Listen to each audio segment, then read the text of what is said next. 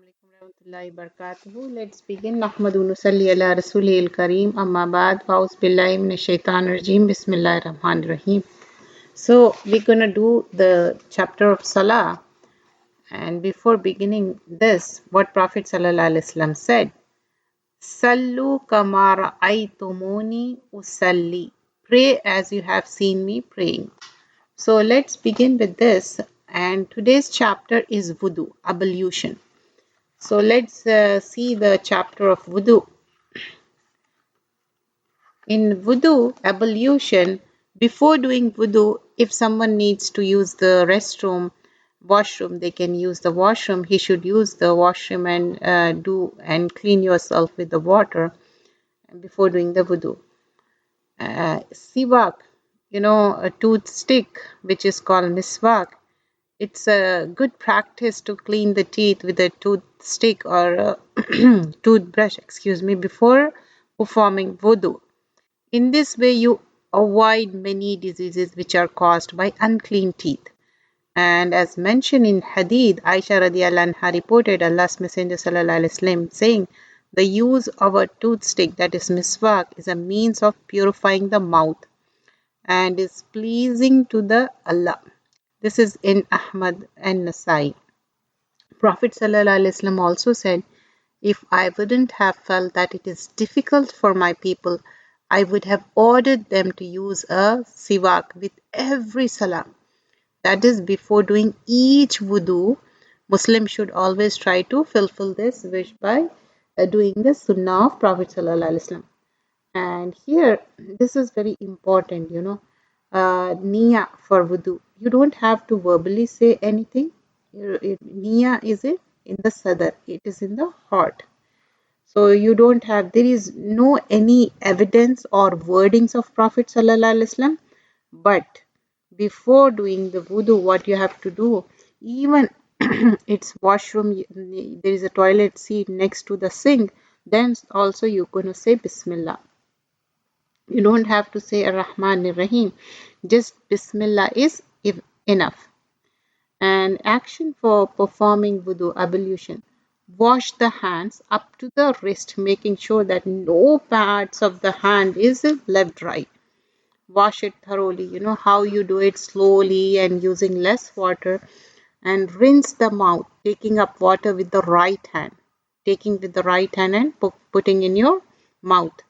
And clean the nose, sniff. This is most important thing. Sniff water up from the right palm and then eject water with the left hand.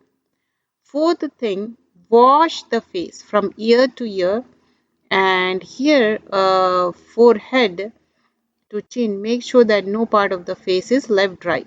And the the wash of forearms, right forearm first up to the elbow, making sure that no part of them is left dry. Rub the head. Wet your finger and then wipe the head with your finger starting from the forehead, taking them up to the neck. And you don't have to wipe the neck, and then come in the forehead in the front part. Okay. And cleaning your ears too. Clean the ears by inserting the tips of the index finger wetted with the water into the ear. Twist them around the folds of the ears, then pass the thumb behind the ear from the bottom upwards. Wash the feet right from the first up to the ankles. Make sure that no parts of the feet left dry, especially between the toes. And same thing for the hand also, between the fingers. Special facilities in wudu, ablution. Rubbing the socks with wet hands instead of washing the feet is allowed. So here, when you are doing the wudu, here what we are, so here we were saying regarding rubbing over the socks with wet hand instead of washing the feet is allowed. Here in this, provide that socks has been put on after performing an ablution. What you have to remember, that socks you put on the socks after ablution, including washing the feet. You did complete wudu, okay? Then you put on the socks. Then you can wipe it over the socks. This is allowed for how much time? 24 hours from the time of ablution and for 3 days.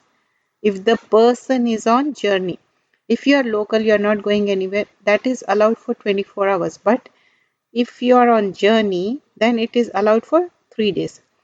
After this time, the feet must be washed. Similarly, if there is a wound in any part of the body which has to be washed in ablution, if washing that particular part is likely to cause harm, remember this point, it is permissible to wipe the dressing of the wound with a wet hand. And this is exception, okay? Hadith Mughira bin Shoba said Prophet ﷺ performed ablution and wiped over his socks and his sandals. This is in Ahmad, Tirmidhi and Abu Dawood and Ibn Majah. Each detail of the ablution has been performed by Prophet ﷺ. He taught us each and every step. And he did once, twice or thrice except rubbing of the head and cleaning of the ear. And action 6 and 7 should only be done once. Since all the above methods, we have seen the method, how it has to be 1, 2 or 3, not more than that. You shouldn't exceed that.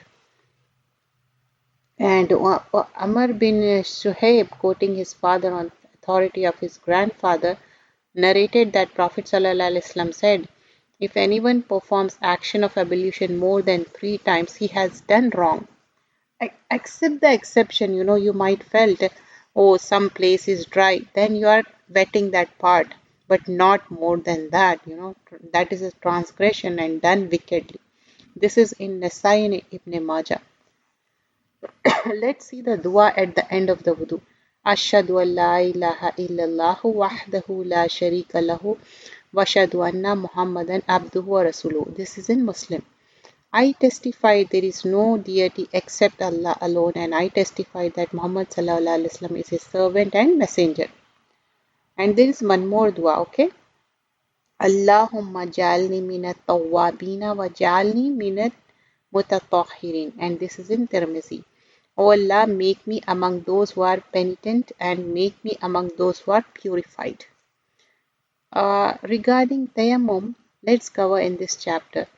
In circumstances when water cannot be found or just enough is available for drinking, just you can drink but you don't have enough water to do the wudu, or it is injurious to health, very cold and it's and your situation, like if you do it you can die, in such situation then dry ablution can be performed.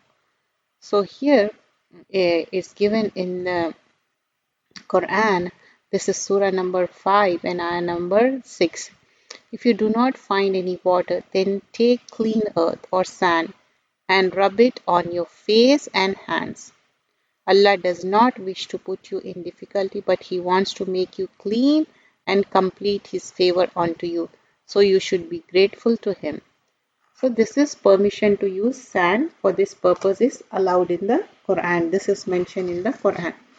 So what we learned today in this chapter, Niya is in heart. Do you have to say verbally any words? No. Niya is in heart. And before starting wudu, what you have to do, even in the washroom, next to the sink is a toilet seat, then also you're going to say Bismillah, doesn't matter. And strike palm of both hands on clean sand, dust or anything containing this. Example, keep a bag of sand that is clean, and even you can order it online or you can make it manually in a small bag, in a cotton bag. You can put the sand, clean earth sand, and use it. Pass the palms, both the hands over the face once, and then rub your right and left palm and left hand with the right palm. And this is in Bukhari and Muslim. I hope you understand. Just putting the sand, like rubbing the sand and just doing it on your face and hands. Finished with the same dua like what I mentioned before. Let me repeat it again. Ashhadu an la ilaha illallah wahdahu la sharika lahu wa ashhadu anna Muhammadan abduhu wa rasuluhu. Allahumma ja'alni min at-tawwabin wa ja'alni min mutatahhirin.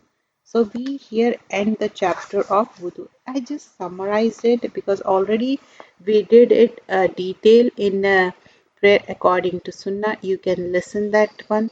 It has all the details, and this was just a review about the wudu. Jazakallah khairan kasira.